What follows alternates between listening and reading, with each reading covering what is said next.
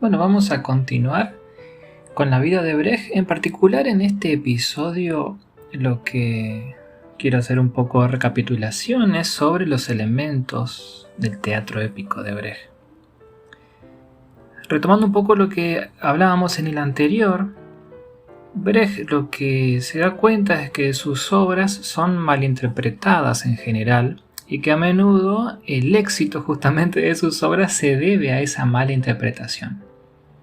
Entonces Brecht expresa los detalles de su visión política del teatro en comentarios sobre Mahagoni, que es la última obra que comentamos. Según él, las formas dramáticas en las cuales se basa el teatro tradicional deben ser reformuladas de alguna forma moderna para ese entonces y para sus objetivos claramente. Es aquí que enuncia a su teatro como teatro épico. Pero para nombrar los elementos o para detallar los elementos y la comparación con el teatro aristotélico, hay que sin duda refrescar un poco algunos conceptos de Aristóteles, sobre todo el concepto de catarsis.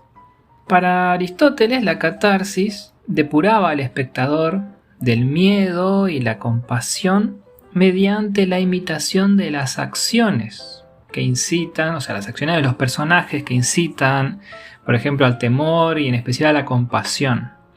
Ese efecto, digamos, depurativo, proviene de la identificación del espectador con los personajes de la obra, ¿no? Es decir, un espectador observa en general al protagonista de la obra dramática y lo que hace en su mayoría es identificar con él, ¿no? Es sentirse identificado con, en general también, el personaje bueno, porque el personaje realiza obras que podríamos catalogar de alguna manera como benévolas, y entonces el espectador dice, bueno, yo me identifico con este personaje, y a ese personaje a lo largo del espectáculo, de la obra, le suceden cosas, ¿no? Aparecen conflictos que hacen medir la fuerza o su capacidad de afrontar esos conflictos, y de esa manera el espectador se siente identificado diciendo, mira, a mí me pasa en la vida también esto, a mí me pasa como a él le pasó esto y él sacó fuerzas de acá como yo lo hago, ¿no?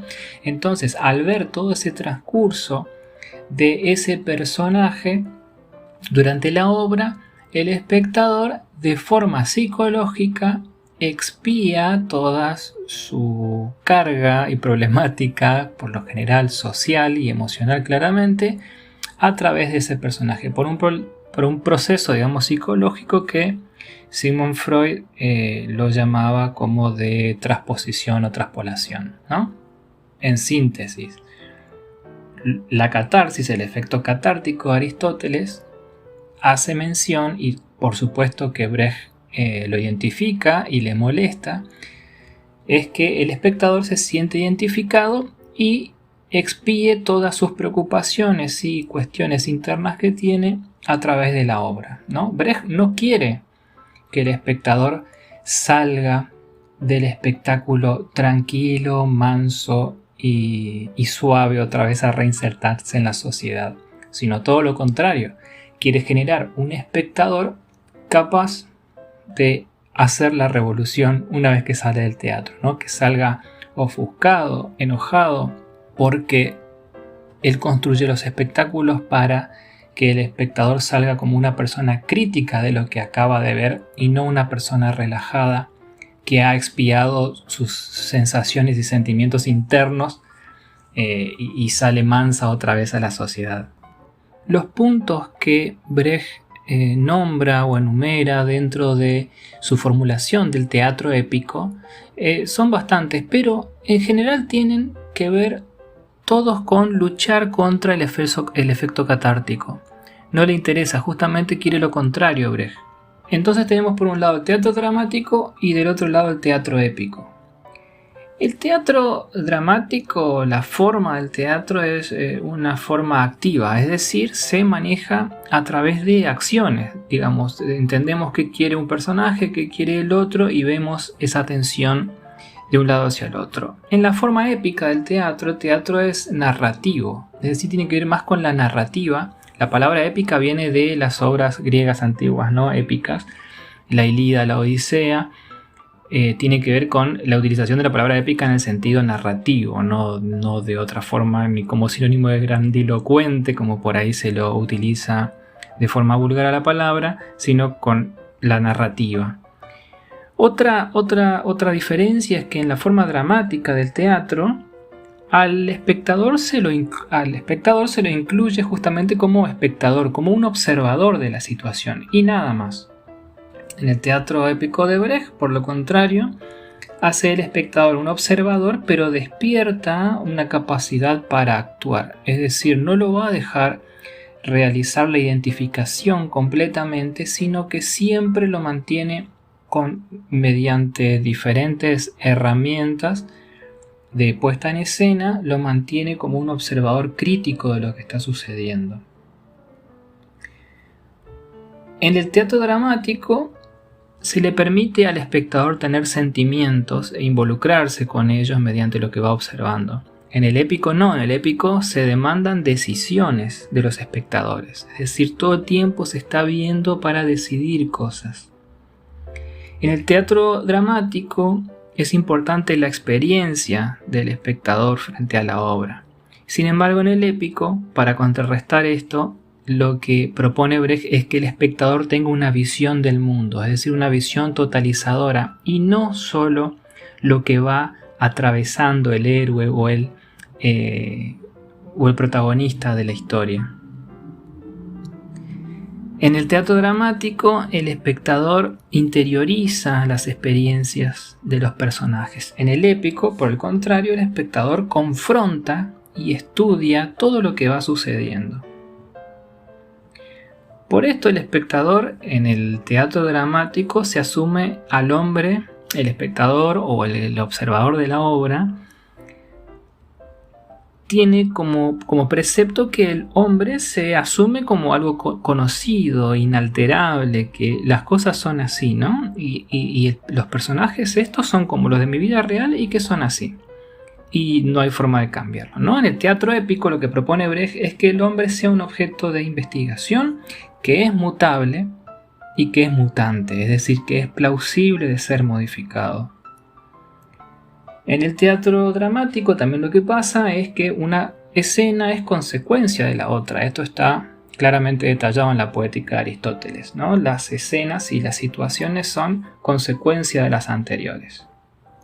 En el teatro épico de Brecht, creo que el ejemplo más claro es Terror y Miserias del Tercer Reich, donde cada escena no es consecuencia de la anterior, sino que cada escena vale por sí misma y tiene toda una estructura en sí misma y no depende de la escena anterior, la posterior o de cualquier otra de la obra. También en el teatro dramático, a consecuencia de esto mismo que estoy nombrando, el avance es lineal, es decir, el drama va avanzando y creciendo de forma proporcional para llegar al clímax en su punto más álgido. En el teatro épico no, tiene repentinos saltos, es decir, pasa algo muy importante en la segunda escena, luego baja, sube, ¿no? El crecimiento no es lineal, sino que es una suerte de forma curvilínea y va avanzando de forma curvilínea el desarrollo de la historia. Pero principalmente, y todos estos puntos confluyen en que el hombre para el teatro dramático es algo fijo, inalterable. En el teatro épico, el hombre se tiene que reconocer como un proceso. En el teatro dramático, el pensamiento determina al ser. Y Brecht, en el teatro épico, lo que quiere construir finalmente es a un ser social y que este ser social sea el que determine el pensamiento. Es decir, aquí se ve claramente la influencia del marxismo en las lecturas y en el acercamiento que tuvo Brecht y que hablamos en episodios anteriores. En fin, como corolario, tengamos claro que el teatro épico confronta a la audiencia, a los espectadores, con situaciones donde debe haber cambios. Es decir, el espectador ya no puede, para Brecht, estar más solo pasivamente consumiendo la obra y nada más, sino que debe tomar decisiones a favor o en contra de lo que ve en la escena. Es decir, se convierte en un sujeto productivo de la sociedad y no en un sujeto pasivo, que es contra lo que lucha Brecht. El teatro épico, aparte, porque no deja de ser una interpretación del mundo, pero aparte de ser una interpretación, aspira a cambiarlo. Cuando en el teatro dramático en general lo que sucede es que se expone una situación, una parte del mundo y nada más, ¿no? Brecht lo que propone es que el espectador sea crítico y activo constantemente a lo largo de todo el espectáculo y que no sea un sujeto pasivo, que además se vaya pensando y le den ganas de cambiar al mundo, no solo de consumir el arte como un elemento de adormecimiento o de escaparse del mundo para luego seguir con la vida tal cual como la venía llevando antes. Pero sin embargo hay algo que no hay que confundir, es que el rechazo a la catarsis de Brecht no es rechazo a la emoción. Brecht no está en contra de la emoción. Lo que no quiere o lo que quiere asegurarse Brecht es que esa emoción no distraiga al hombre para llevar a cabo su compromiso social y su accionar en la sociedad. Una cosa no tiene que ver con la otra, no rechaza la emoción. Algo que dejó escrito Brecht y que es muy interesante es, y cito textualmente, dice: las emociones siempre han tenido una base clasista definida. La forma que adoptan siempre es histórica. Por ejemplo, específicamente atadas a un periodo particular. Las emociones ni son universales ni están fuera del tiempo. Esto habla muy claramente de la perspectiva materialista histórica en particular de Brecht a partir de sus lecturas marxistas. Bueno, y después de haber hecho este repaso por los elementos que constituyen el teatro épico en Brecht, vamos a dar cierre a este episodio para en el próximo seguir con el teatro didáctico de Brecht, que es otra etapa sumamente interesante y que constituye la vida y una parte sumamente interesante de la vida artística y las creaciones de Bertolt Brecht. Te espero en el siguiente episodio. Antes de pasar al siguiente episodio, ¿sabes de alguien que le pueda interesar este podcast? ¿Se lo reenvías?